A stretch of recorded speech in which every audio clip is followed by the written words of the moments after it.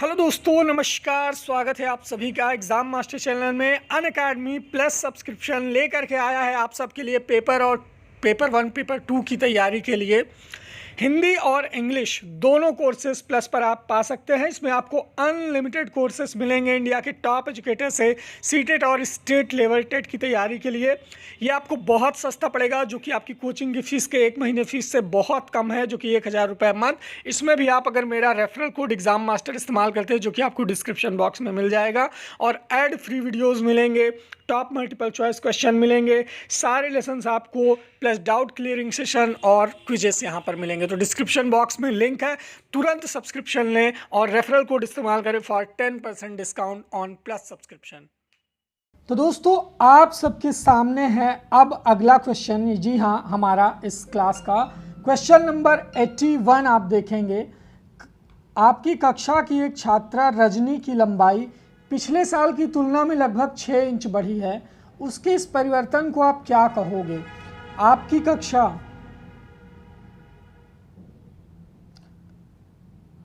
Question number 81। आपकी कक्षा की एक छात्रा रजनी है जिसकी लंबाई पिछले साल की तुलना में लगभग 6 इंच बढ़ गई है। इस चेंज को आप क्या कहोगे? रजनी का विकास तेजी से हो रहा है, रजनी में वृद्धि तेजी से हो रही है, रजनी ज़्यादा काम। तो यहाँ पर रजनी में वृद्धि जो है वो तेजी से हो रही है। इसका दूसरा ऑप्शन सटीक होगा, करेक्ट कारण यही है, ठीक है, कि उसकी वृद्धि जो है वो तेजी से हो रही है। क्वेश्चन नंबर 82 देखिए। विकास के संबंध में कौन सा कथन सत्य नहीं है? विकास की प्रक्रिया एक निश्चित दिशा में होती है। वृद्धि और विकास की क्रिया वंशानुक्रम और वातावरण का संयुक्त परिणाम है। किसी बच्चे में वृद्धि और विकास की गति को ध्यान में रख करके उसके आगे बढ़ने की दिशा और स्वरूप के बारे में भविष्यवाणी नहीं की जा सकती है, या विकास हमेशा सामान्य से विशेष की ओर चलता है। क्वेश्चन नंबर 82 है आपकी स्क्रीन पर। सही जवाब होगा दोस्तों यहाँ पर तीसरा विकल्प देखिए। किसी बच्चे में वृद्धि और विकास की गति को ध्यान में रखकर उसके आगे बढ़ने की दिशा और स्वरूप के बारे में भविष्यवाणी नहीं की जा सकती है। ये कथन सत्य नहीं है, क्योंकि आप भविष्यवाणी कर सकते हो। होनहार बिरवान के होत चीकने पात। चीकने पात देख करके आप ये अंदाज़ा लगा सकते हो कि जो बिरवान है वो होनहार ही होगा। क्वेश्चन नंबर 83 आता है आपकी स्क्रीन पर, वेरी क्लियर एंड कलर्ड। जी हाँ, आप अपने विद्यालय के कुछ छात्रों के विकास पर पिछले 2 वर्षों से विश्लेषण कर रहे हो। आपके विश्लेषण का सार निम्नलिखित में से क्या हो सकता है? आप अपने स्कूल के कुछ छात्रों का विकास पर विश्लेषण कर रहे हो, 2 साल से पिछले विकास पर, और इस विश्लेषण का सार क्या होगा? विकास की प्रक्रिया क्रमबद्ध रूप से आगे बढ़ती है। विकास धीरे धीरे और निश्चित समय पर होता है। विकास की दिशा सामान्य से विशिष्ट की ओर होती है, या फिर ये सभी, या all of the above. Question number 83, the correct answer is 4, ये सभी। जी हाँ, ऑल ऑफ द अबव सही होगा। क्रमबद्ध रूप से आगे भी बढ़ती है, धीरे धीरे निश्चित समय पर भी होता है, और विकास की दिशा सामान्य से विशिष्ट की ओर भी होती है। तो ये चारों ऑप्शन सही होगा, ठीक है। चलिए अगला क्वेश्चन देखिए। विकास प्राणी में प्रगतिशील परिवर्तन है जो निश्चित लक्ष्यों की ओर निरंतर निर्देशित होता रहता है। ये कथन किसका है? हरलॉक का, जीन पियाजे का, जेम्स ड्रेवर का, या फ्रायड का? Question number 84 clear. विकास प्राणी में प्रगतिशील परिवर्तन किसने माना है? 84 सही जवाब होगा जेम्स ड्रेवर का ये कथन होगा। तीसरा विकल्प नो डाउट बिल्कुल सही होगा, जेम्स ड्रेवर, ठीक है। क्वेश्चन नंबर 84 हो गया। अब देखिए अगला क्वेश्चन आएगा आपकी स्क्रीन पर। वैसे यहाँ पर हमारी ये सीरीज़ समाप्त हो जाएगी और ये क्वेश्चन आएगा 21, ठीक है। 21 देखिए। आपकी कक्षा का एक छात्र राजू शारीरिक विकास की दृष्टि से काफ़ी पिछड़ा हुआ है। आपको विकास के निम्नलिखित में से किस आयाम में राजू के पिछड़ने की चिंता हो सकती है? क्वेश्चन नंबर 21 है आपकी स्क्रीन पर। संवेगात्मक विकास, सामाजिक विकास, बौद्धिक विकास में से क्या क्या सेलेक्ट करोगे आप? Just I am giving you time to give the correct answer. आप सबके पास पर्याप्त समय है, सोच लीजिए, क्योंकि यहाँ पर कूट दिया है, केवल 1, केवल 2, केवल 3 करके कूट दिया है। Question number 21, Raju. तो गाइज यहाँ पर चौथा विकल्प देखिए, ये सभी यहाँ पर सही होगा। चौथा विकल्प डी ऑप्शन। जी हाँ, बिल्कुल। आप अपनी कक्षा में से कुछ छात्रों को चुनकर 6 महीने में उनमें होने वाले विकास की एक रिपोर्ट तैयार करना चाहते हो। इसके लिए आप क्या चुनोगे? 22, प्रत्येक माह में उनकी लंबाई मापोगे।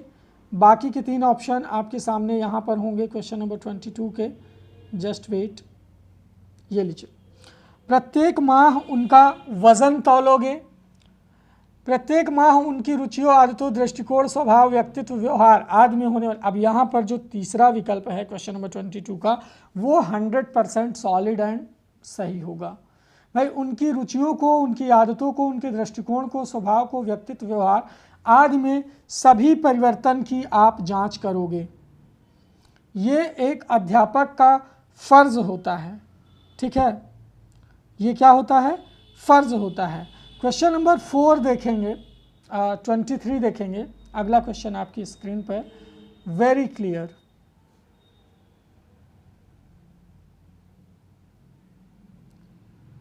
क्वेश्चन नंबर 23,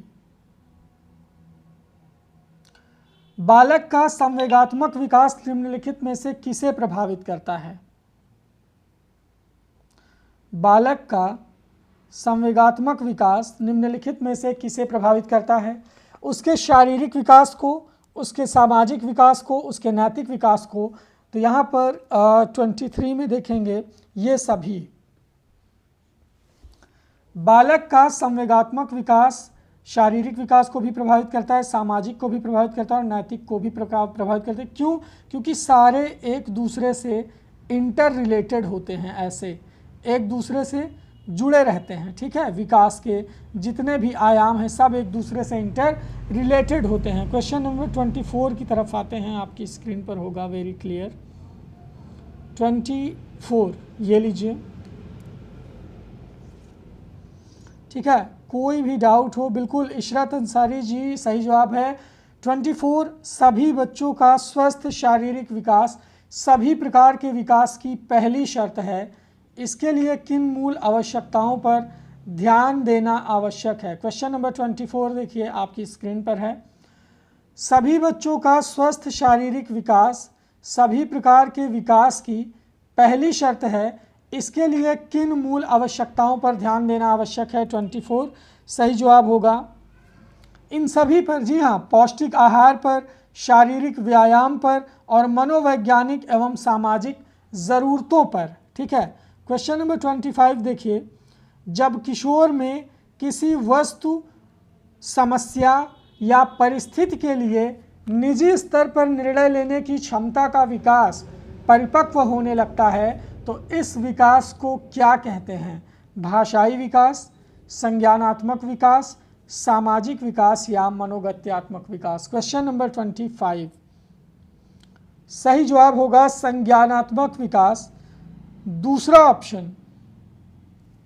किसी वस्तु, समस्या या परिस्थिति के लिए निजी स्तर पर निर्णय लेने की क्षमता का विकास का परिपक्व होने लगता है, तो इस विकास को संज्ञानात्मक विकास कहा जाता है, कॉग्निटिव डेवलपमेंट कहा जाता है। चलिए अब क्वेश्चन नंबर 26 आपकी स्क्रीन पर होगा, बिल्कुल क्लियर। क्वेश्चन नंबर 26 देखिए, निम्नलिखित में से कौन सा कथन सत्य है? दृष्टिकोण, भावनाएं और आदर्श संज्ञानात्मक विकास के अभिन्न हिस्से हैं और भाषा विकास मानसिक चित्रण, अवधारणाओं और तार्किकता से इनका गहरा संबंध है। क्वेश्चन नंबर 26 देखिए, सभी बच्चों का स्वस्थ शारीरिक, देखिए सीटेट का जो पेपर होता है ना, तो चारों ऑप्शन एकदम सेम ही आते हैं। चारों को ध्यान से पढ़ोगे, मंथन करोगे, विचार करोगे और आपको लगेगा कि यार हम इसमें से क्या छांटें।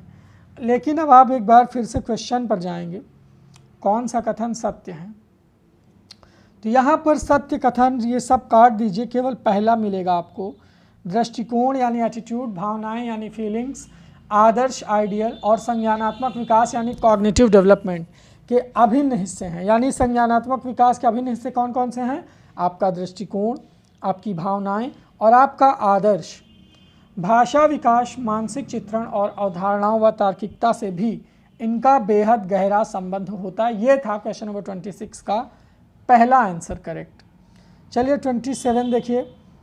बच्चों के बौद्धिक विकास की 4 विशिष्ट अवस्थाओं की पहचान की गई, किसके द्वारा? स्किनर के द्वारा, जीन पियाजे के द्वारा, कोहलबर्ग के द्वारा या एरिक्सन के द्वारा। क्वेश्चन नंबर 27, बौद्धिक विकास की 4 अवस्थाएं, जीन पियाजे, जी हाँ, संवेदी पेशीय, पूर्व संक्रियात्मक, मूर्त संक्रियात्मक और औपचारिक संक्रियात्मक अवस्था।